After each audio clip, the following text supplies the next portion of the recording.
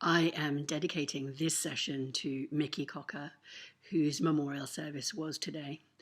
And I am dedicating it to her because she spoke inspiration into the writing world. She was a very untypical Northern British woman who spoke enthusiastically about the things that she loved. And writers are a particularly interesting breed of people when it comes to praise. And so I want to thank her. I thanked her when she was around. I don't believe that she could possibly have known how many people were inspired by her, were moved to continue because of her, because writing is this very, very personal thing that you do. And there's lots of advice about how you need to toughen up and how you need to be able to take criticism. And I actually believe that that's wrong.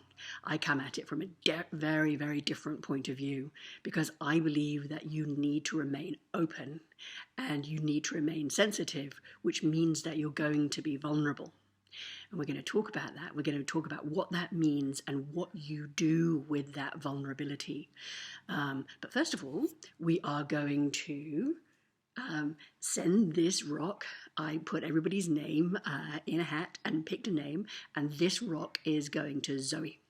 We're going to do the same again today.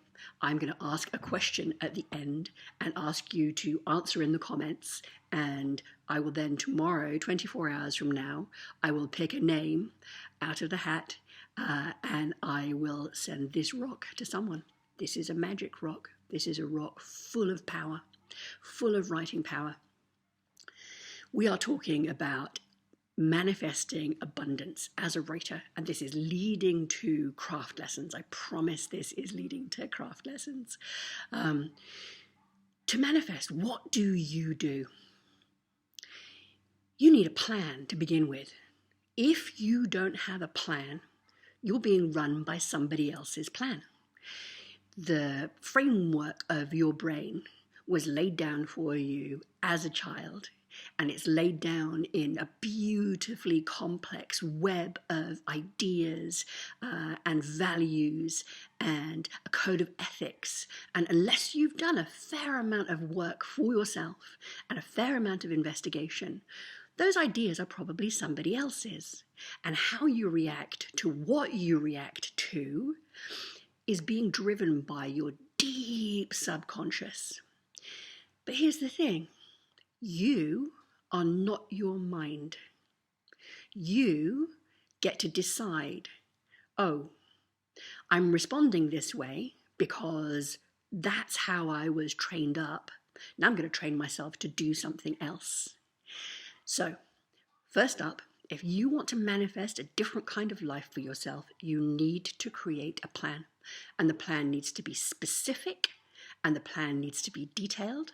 The plan needs to be written in the present tense, because the brain works in the present tense. The brain doesn't understand future you. That's why so many diets fail, because the brain doesn't understand future you. The brain works in the present tense. So write your plan in the present tense.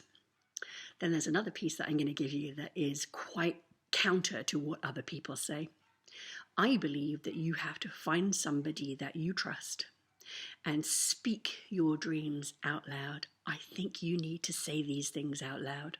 Now, depending on who your people are, they could say, that's not very realistic, is it? Or some version of, who do you think you are? That's what it might sound like to you, depending on the framework that was laid down by people who raised you, your parents, your teachers, the people around you. So I was raised by people who did not believe that anything was ever good enough, and nothing could ever be good enough. And I could give you examples, but I'm mostly working on not having those examples be the framework in my brain. So when somebody says to me, is that realistic? I go to that framework, and that framework, misbelief, says, oh yeah, no, that's not very realistic, is it? And what you need to do is you need to listen to yourself And you need to reprogram whatever your negative response, and it's almost always going to be negative because of the way the brain operates. I talked about this in Madrid. I talked about it last year in Vegas. But the brain is looking for anomalies in order to keep you safe. So it's looking for the bad things because it doesn't want you to die.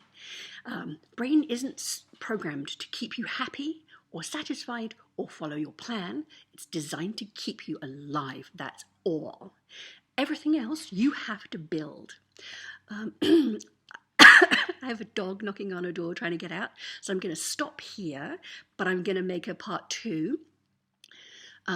Tell me when you are going to write your plan. Give me the date that you are going to write a plan. Make some kind of commitment right now to write your plan, and I will pick somebody 24 hours and send this rock to them.